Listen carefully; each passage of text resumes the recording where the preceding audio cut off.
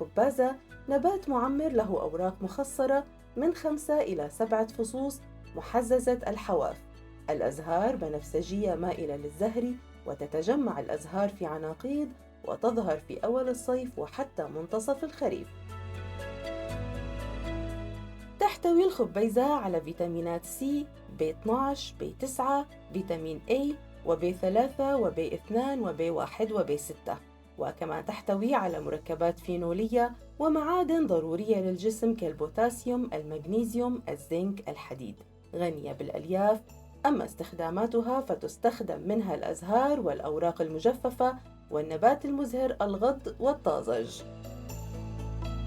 يصنع منها شراب للسعال وتسكين آلام الحلق، الغرغرة، والمستخلص منها للقلاع، وبشكل لبخات لإنضاج الدمامل، وبشكل حقنة من ماء الزهر لتخفيف آلام البطن وترطيب الأمعاء.